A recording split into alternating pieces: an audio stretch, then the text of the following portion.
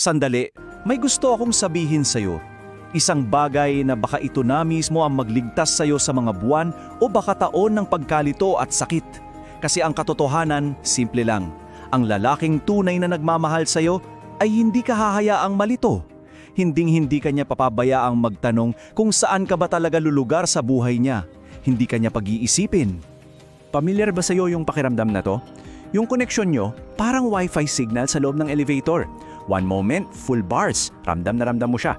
And then the next, bigla na lang siyang nawawala, no signal. Mahal na mahal ka raw niya ng Lunes, pero pagdating ng Huwebes, bigla siyang need space. Nakakapagod, di ba?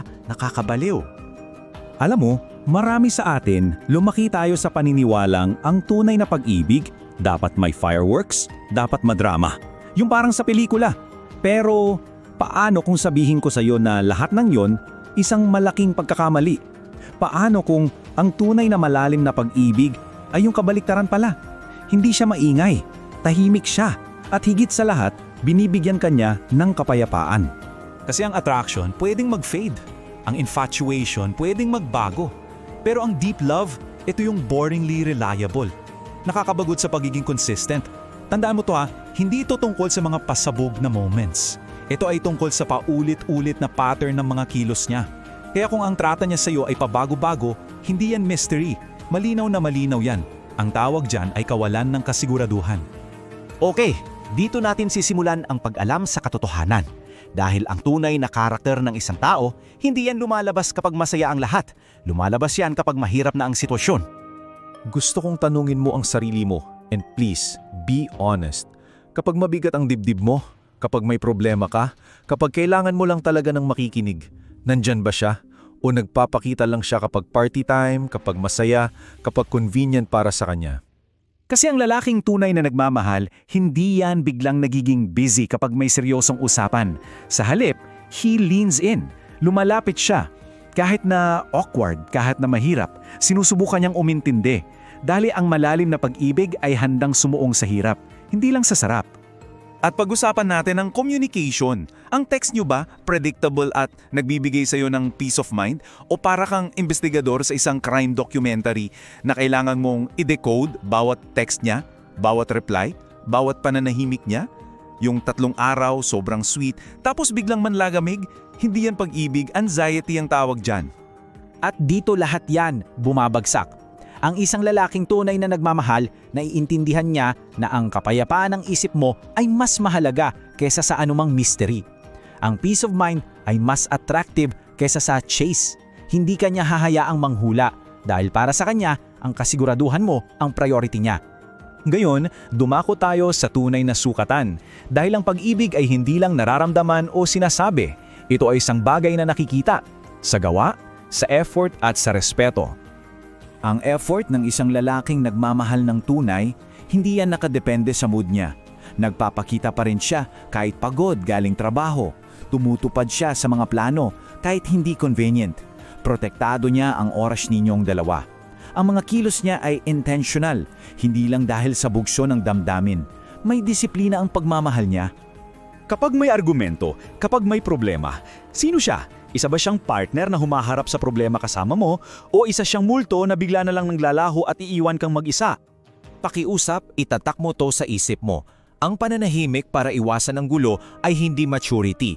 Ang pag-iwas ay hindi kapayapaan. Ang lalaking tumatakbo sa tuwing may tensyon ay simpleng nagsasabi na hindi sapat ang investment niya sa relasyon nyo para ayusin ang mga bagay-bagay. At ito, marahil ang pinakamalinaw sa lahat.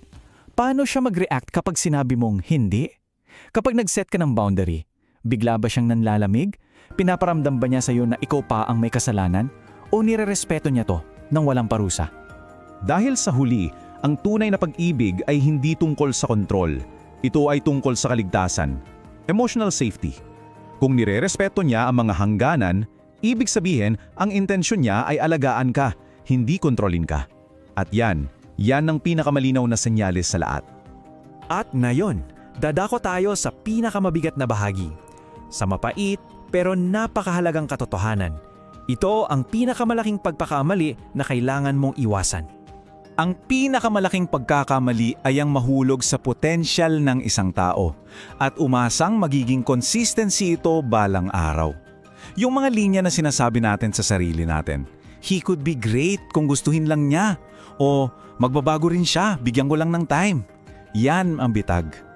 Okay, tingnan natin ang malaking pagkakaiba. Ang pag-aalaga or care, yan ay emosyonal. May effort minsan, sweet kapag okay ang lahat.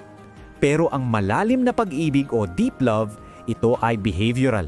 Paulit-ulit siyang nagpapakita. Nananatili siyang engaged kahit mahirap. Ang isa ay isang pakiramdam. Ang isa ay isang desisyon. Tandaan, ang malalim na pag-ibig ay hindi isang pangako sa hinaharap. Ito ay isang kilos na ipinapakita sa kasulukuyan. Kaya husgahan mo siya base sa kung sino siya at kung ano ang ginagawa niya ngayon.